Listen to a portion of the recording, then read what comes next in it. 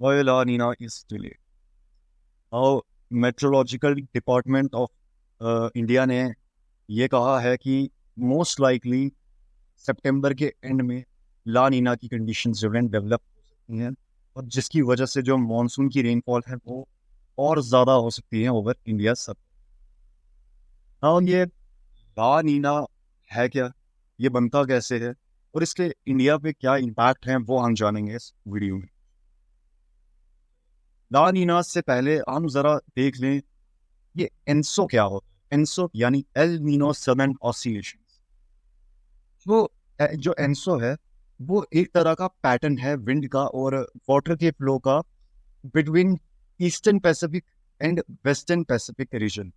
उसी को हम कहते हैं एनसो यानी एल नीनो सदर्न ऑसिलेशन। इसकी वजह से जो रेनफॉल है वो वेरी करती है between American continent and south east Asian continent.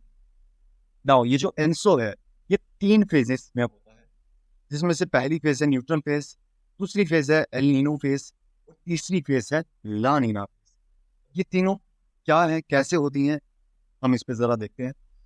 पहले हम बात करते हैं न्यूट्रल फेज पे। ना न्यूट्रल फेज और ला नीना फेज का जो फिनोमेना है वो मोर और लेस सेम ही है। होता क्या है कि जो ये ईस्टर्न पैसिफिक रीजन है, यहाँ से जो वार्म वाटर है, ट्रेड विंड्स इन्हें कैरी करके ले जाती है western Pacific region. Trade winds जो है ये परमानेंट विंड्स हैं जो इक्वेटर के अलोंग ट्रेवल करती हैं फ्रॉम ईस्ट टू वेस्ट।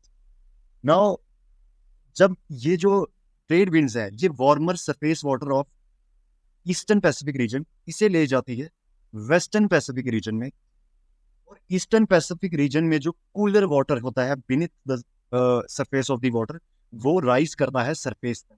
वो राइज करता है सरफेस तक, और इस फिनोमेना को हम कहते हैं अपवेलिंग।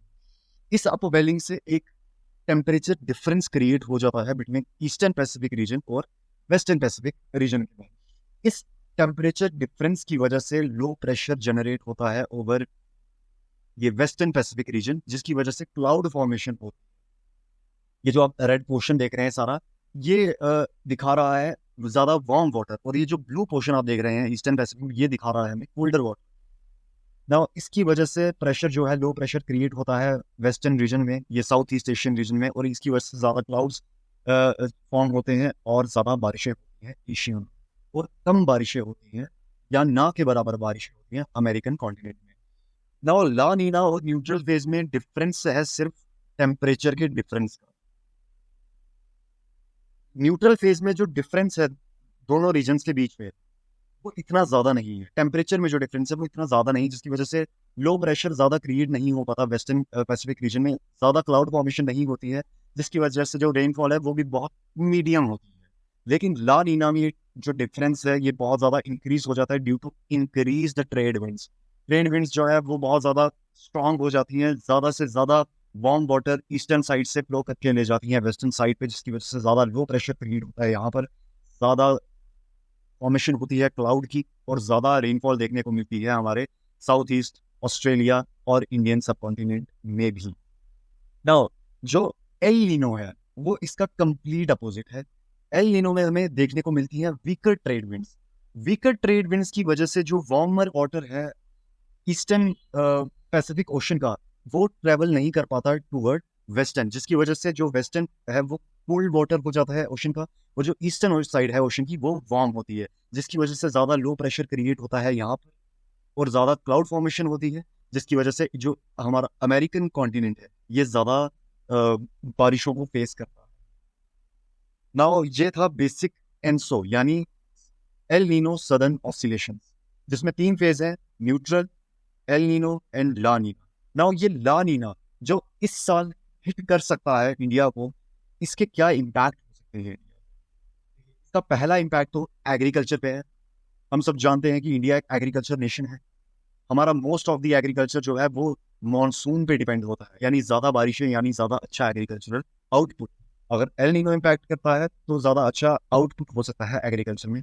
दूसरा इम्पैक्ट है नेचुरल डिजास्टर। हाल फिलहाल में हमने कितने सारी न्यूज़ देखी जहाँ पर बहुत सारी जो सिटीज़ हैं वो फ्लड हो रही हैं, बहुत ज़्यादा फ्लड्स आ रही हैं। वायनाड का केस देखा हमने। तो ज़्यादा बारिशों की वजह से एल नीना की वजह से, सॉरी ला नीना की वजह से ज़्यादा नेचुरल डिजास्टर्स देखने को मिल सकते हैं। High cyclonic activities La Nina जो है इन्फ्लुएंस करती है साइक्लोनिक एक्टिविटीज को in the Indian Ocean, specifically Bay of Bengal में।